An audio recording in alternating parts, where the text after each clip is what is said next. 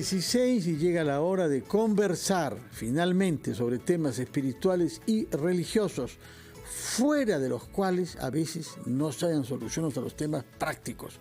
Por eso nos alegra mucho recibir a Monseñor Carlos Castillo, arzobispo de Lima, porque además viene a comentarnos, entre otras cosas, sobre los textos de la misa de mañana, que todos tienen que ver con la luz, son entre los pasajes más luminosos, si se puede decir, que hay en el Evangelio, donde Jesús dice: ustedes son la luz del mundo. Monseñor Castillo, muy buenos días, gracias por estar acá, fiel a su compromiso con Diálogos de Fe. Con mucha tristeza por los problemas que se siguen pasando en el Perú, con mucha tristeza también por todos los sufrimientos del África, pero también con la alegría de que el Papa llevó una palabra de consuelo que también repercute en nuestro país, porque justamente habló con toda nitidez contra la violencia, y como hay una historia de violencia que necesita ser reparada y remediada en forma radical, las raíces, dice, de la violencia, ¿no? Y ha venido usted con un video justamente donde veremos pasajes de la actividad del Papa, quien me ha visitado primero la República Democrática del Congo, RDC, y luego Sudán del Sur, que es uno de los países de más creciente creación en el mundo. Es el video que estamos viendo ahora.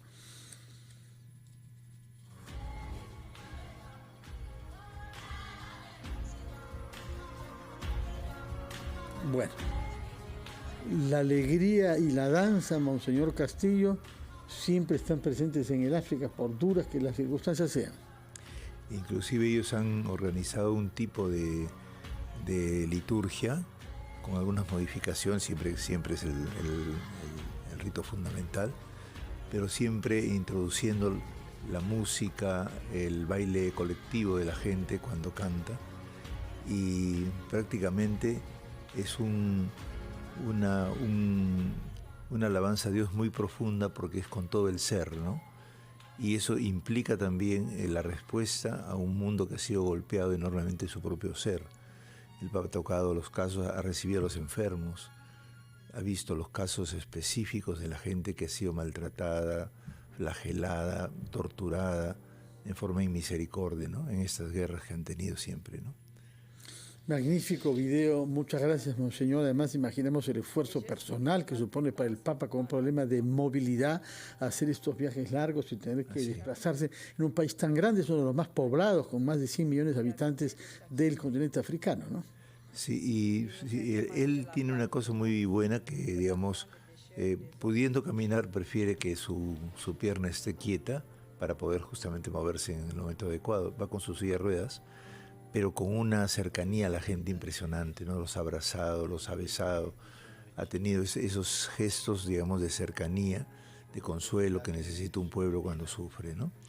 Y eso es fuente inagotable para poder hacer un tipo de ciudadanía distinta, ¿no?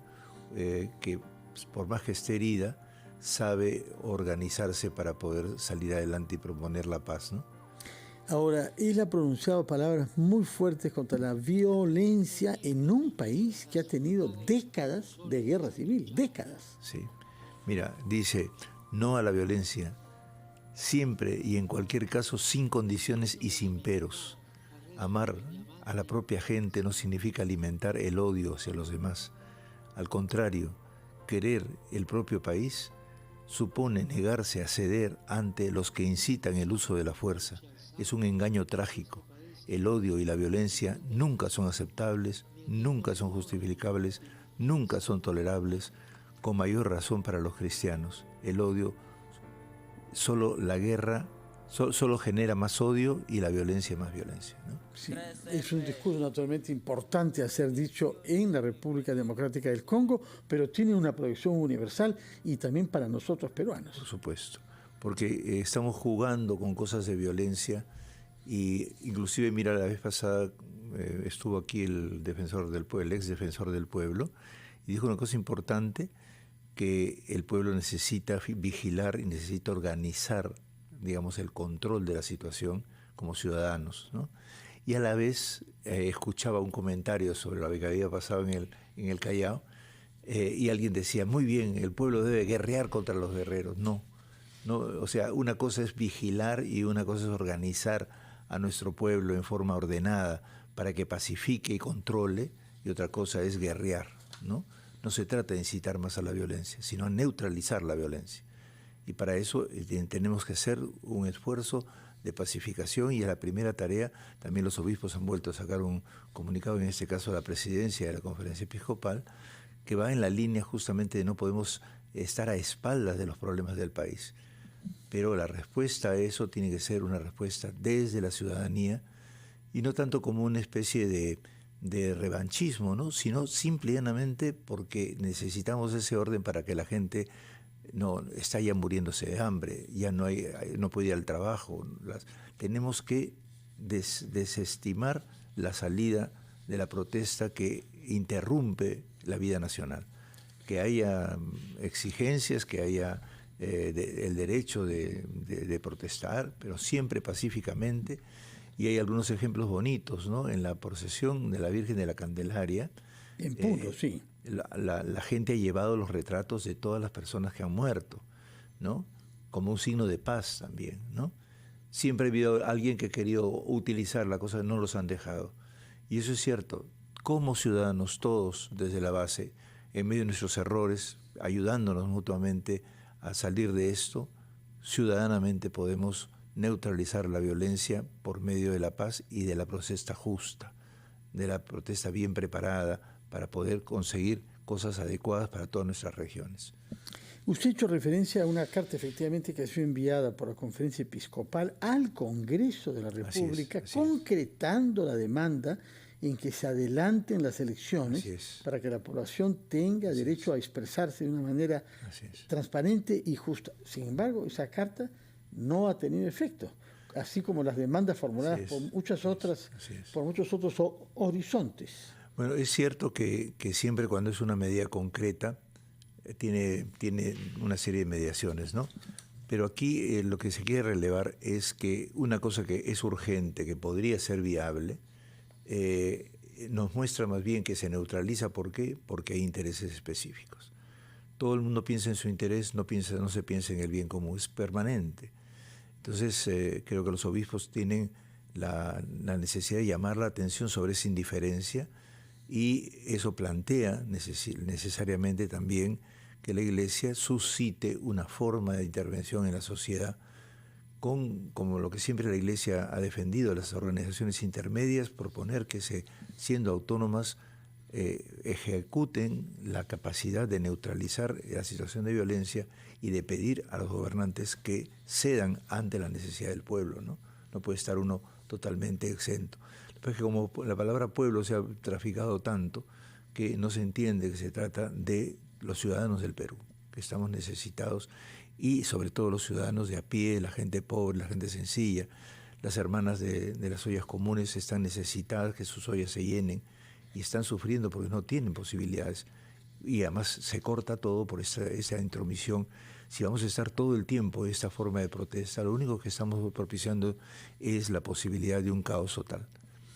Monseñor, vamos a hacer una pausa, después de la cual buscaremos alivio a esa inquietud que usted señala con los textos del Evangelio y del Antiguo Testamento que tienen que ver con la luz, y con esta frase maravillosa de Jesús: ustedes son la sal de la tierra, pero si la sal se vuelve sosa, ¿con qué la salarán?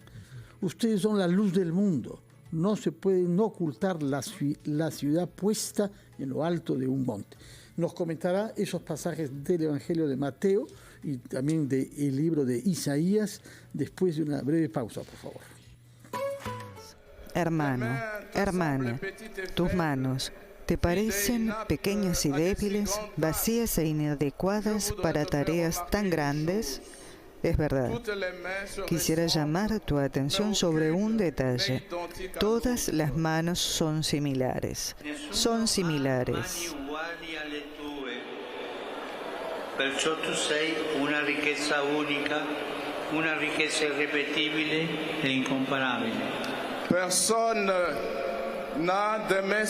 Nadie tiene unas manos iguales a las tuyas, por eso eres un tesoro único, irrepetible e incomparable. ¿Sai una cosa? Nessuno Nessuno nella storia può sostituirti. Y sabes una cosa, nadie en la historia puede sustituirte. Allora, a che cosa servono queste mie mani? A costruire o a distruggere? A donare o a accaparare? Ad amare o ad odiare?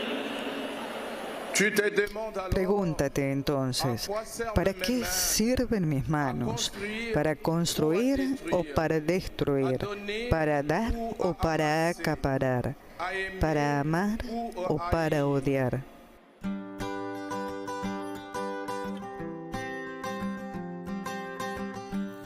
Bueno, hemos escuchado pasajes del Papa que ha mezclado el italiano con el español y que era traducido al francés por un sacerdote del Congo, que ha sido este enorme país, colonia de Bélgica, que sí, colonia de Bélgica, un pequeño país, sin embargo, dominó esta región del África. Y dice cosas muy intensas a un país que tiene este fondo de guerra tan larga, ¿no? ¿Para qué sirven tus manos? Dice el Papa, ¿para construir o para destruir? Para destruir. Claro, el estar ayudando a la nueva generación a comprender que toda la herencia de una guerra en donde primero con los bantús y los tutsis y las tribus y ahora con las mafias, porque son grupos mafiosos todos los que están organizados, ven que las manos se han usado siempre para la guerra.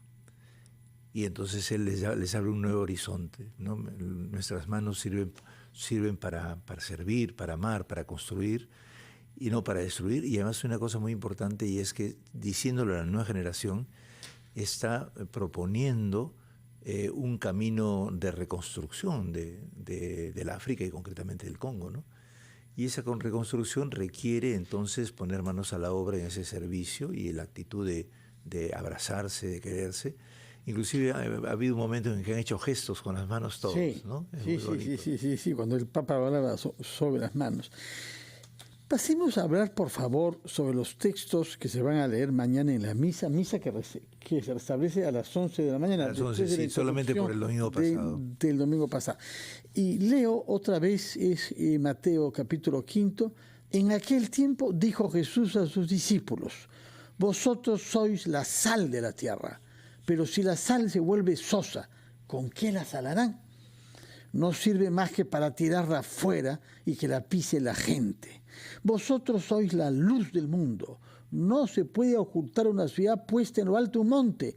Tampoco se enciende una lámpara para meterla debajo de un ropero, sino para ponerla en el candelero y que alumbre a todos los de la casa. Brilla así vuestra luz ante los hombres, para que vean vuestras buenas obras y den gloria a vuestro Padre que está en los cielos.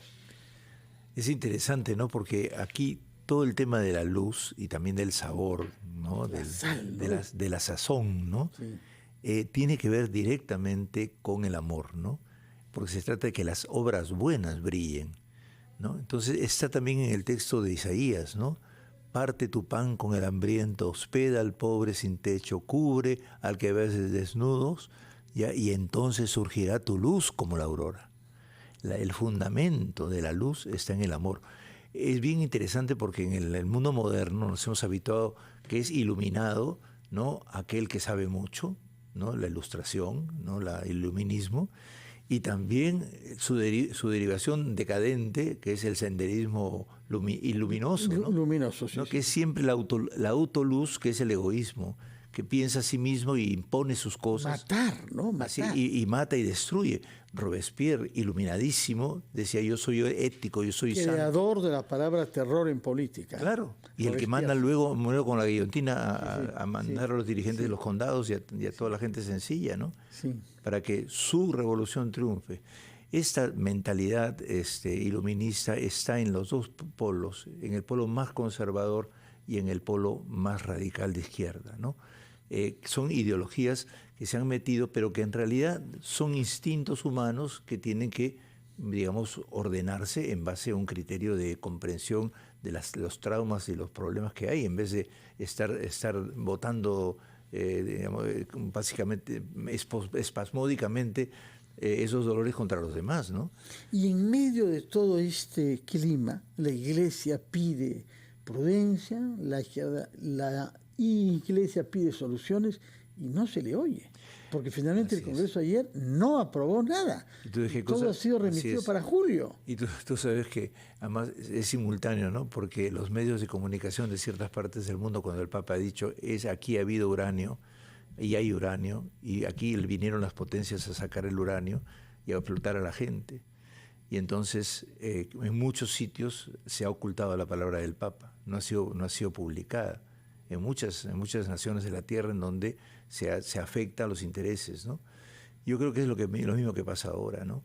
Si no se escucha, lo importante aquí es que no es que se tenga que escuchar porque somos los sacerdotes o los obispos, sino porque hay razón de ser lo que se dice. No se dice por hablar, no se dice por meterse en discusiones políticas inmediatas para este favor y para el otro, es para ver por todos. En el fondo, para quien está haciendo también no solamente es un suicidio para las próximas elecciones, sino que es un suicidio humano radical. Estamos suicidándonos. No hay que ir por el camino del suicidio colectivo. Es lo que ha pasado en África también. Necesitamos salir del entrampamiento porque no conduce a nada el luchar en forma desmedida y destructiva. Y lo digo también porque en todos los lados hay violencia, ¿no? Y hay la forma, digamos, que ha venido de los sectores agitadores, pero también hemos visto cómo ha habido violencia con ese disparo terrible del asesinato. Yo cuando he hablado de ese tema el domingo no estaba enterado de cómo había sido. Es un disparo a 3 metros, ¿no? de una bomba lacrimógena que le ha destrozado los sesos a este señor, que es un asesinato, ¿no? Entonces, ¿qué educación ha habido en ese policía y qué misión? ¿De repente tenía la misión de agitar también él? Entonces yo no quiero culpar a nadie y no quiero... hay que investigar eso hondamente, profundamente, pero es cierto de que nos está pasando que hay una propensión a salir del cauce y a crear un gran entrampamiento en el país, y eso no puede ser, de ningún lado. Eso significa que los valores del Evangelio, esta exhortación de Jesús a que las obras de solidaridad brillen y generen valores, no están penetrando en nuestro Perú de hoy. Mira, yo no estoy tan seguro. Yo creo que nuestra gente que quiere trabajar todos los días en el ímpetu. He visto en la mañana un filmado de un mexicano que pasa por acá y se enamora del Perú. Lo compara con México y siempre exalta más al Perú que a México, aunque dice que México también tiene muchas cosas lindas, ¿no? Pero nosotros tenemos una gente muy bondadosa, ¿no? Muy sencilla. Evidentemente tenemos que tener todos heridas, porque nadie está sin esas heridas y sin el deseo de que se resuelvan sus problemas, y a veces le puede dar hasta rabia. Pero lo más importante es que hay una base de largos siglos de comprensión, de entendimiento de la complejidad de lo que somos, que está anclada y que puede servir para constituir el valor de una nueva ciudadanía con un valor menos iluminista en el sentido individualista y mucho más experiencial, vital, que puede compartirse. Por eso es necesario desarrollar formas de dialogar. Y no digo con las autoridades solamente. Lo más importante es que dialoguemos como ciudadanos para ver cómo tomamos conciencia y resolvemos esto juntos. Ojalá, Monseñor Carlos Castillo, que su voz se escuche, su voz contra la violencia y su voz por el diálogo y por la comprensión de los demás y por la penetración de los valores evangélicos en nuestra sociedad. Y me resonará naturalmente este fin de semana esa bella frase: ustedes son la sal del mundo. Sí. Y si la sal se vuelve sosa, ¿con qué la salarán? Muchas gracias por su presencia, y solo me queda pedirle que, para despedirse como es habitual, ofrezca su bendición a los peruanos de buena voluntad que necesitan ser alentados por su palabra y la del Evangelio. Hermanos y hermanas unidos a nuestros obispos de la presidencia de la Conferencia Episcopal, vamos a darles la bendición para animarlos a vivir como luz del mundo, en el sentido de luz del amor que se propaga en la vida de la sociedad, y que tiene esta frase en el Señor: somos la sal de la tierra. Es algo así, somos la sazón de la tierra. Los cristianos estamos para sazonar, para que tengamos buen gusto, y nosotros que conocemos bien la comida por todos los lados y nos gusta comer bonito y rico, queremos que haya una sazón distinta. Hay un sabor de odio, de miserable, destructivo, que es el que tenemos que erradicar ahora. Y eso se erradica no a la fuerza, sino haciendo comprender que las cosas son diferentes y que la vida tiene que continuar. Nada puede interrumpirla. Por eso le pedimos a Dios que nos dé la inspiración y la fuerza para sazonar nuestro país de otra manera e introducir la esperanza de la luz y de la sal que permite el sabor nuevo, gustoso, alegre, de la felicidad de un país que se hermana, se hace ciudadano, se hace responsable de su destino y simultáneamente, a través del crecimiento del bien, ahoga el mal. Y los bendiga nuestro Padre Celestial, por medio de Jesucristo, su Hijo, en el Espíritu, en el nombre del Padre, del Hijo y del Espíritu Santo. Amén. Muchas gracias, Monseñor Carlos Castillo, por su presencia aquí en RPP y por sus palabras de apaciguamiento, que ojalá sean escuchadas. Gracias a ustedes por su sintonía, que tengan un buen fin de semana. Quédense en RPP, La Voz de todo el Perú. Ya viene Jesús Vélez con su programa familia.com. Muy buenos días.